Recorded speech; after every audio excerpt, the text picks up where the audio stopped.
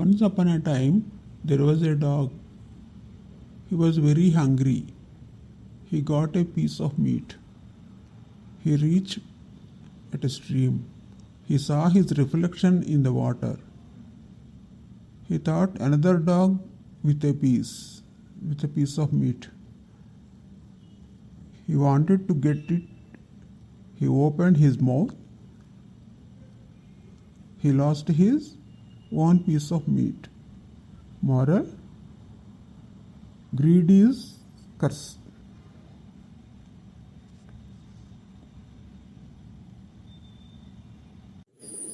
Master ఇప్పుడు నేను చెప్తానండి ఒక స్టోరీ. ఏ స్టోరీ చెప్తావు రాజు? అనగనగా ఒక రాజుగారు ఉంటారు. ఆయన దగ్గర ఉండే మంత్రిని సలహాలు అడుగుతూ ఉంటాడు.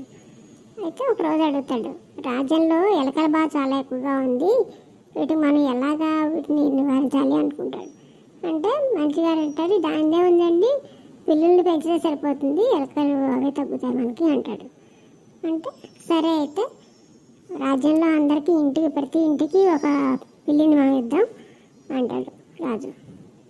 సరే అంటాడు. అప్పుడు అందరిని పిలిచి అందరికీ తలో పిల్లిని ఇస్తాడు అన్నమాట.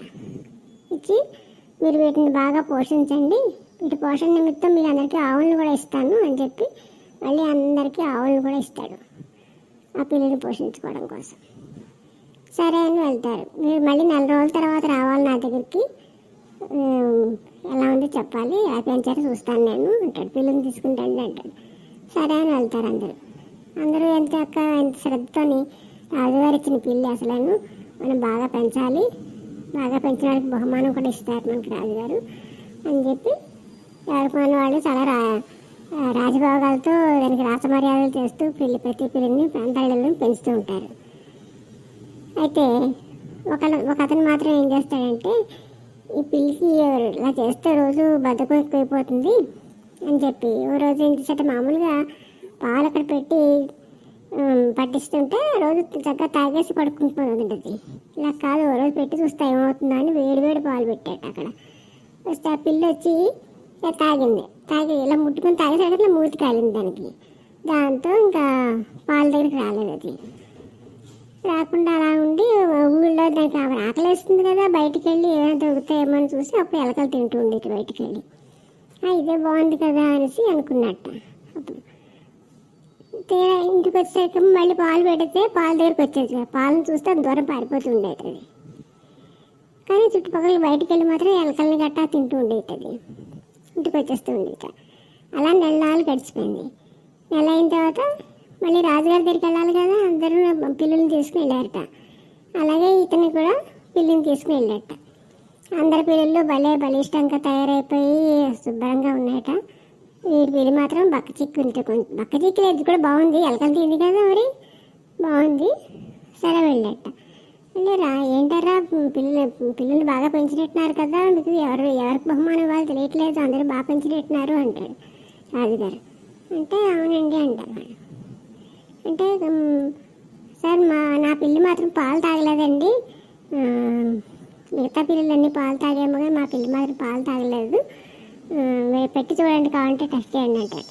అంటే అప్పుడు ఆ పిల్లి ముందు వచ్చి పాల గిన్నె తెచ్చి పెడతారు. పెడితే పాలను చూడగానే పారిపోతుంది ఆ పిల్లి.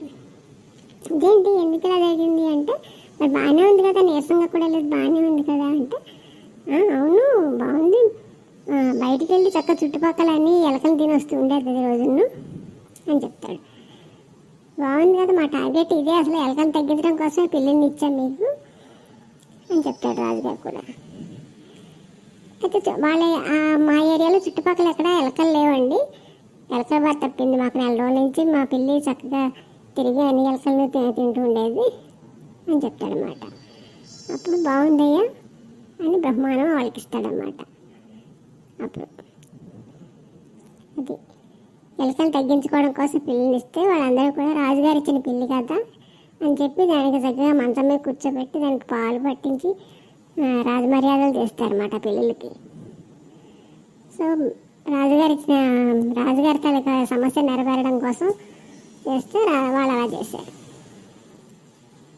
అది ఆ బహుమానం ఏదో పిల్లిని ఎలా అయితే చుట్టుపక్కల ఎలకలు తగ్గించడానికి ప్రయత్నించాడో ఆ వ్యక్తికి ఇస్తారన్నమాట. అదండి కథ. కథ బాగుంది రాజు. పొద్దున్నే నిద్రలేచి నువ్వు మరో ముగ్గురిని నిద్రలేపు. ఆ లేపిన ముగ్గురు కూడా మళ్ళీ వాళ్ళు ముగ్గురు చెప్పిన వాళ్ళు లేపుతారు. అలా దేశం అంతా కూడా బద్ధకం వదిలిపోతుంది. కానీ అని మాత్రం లేపకే.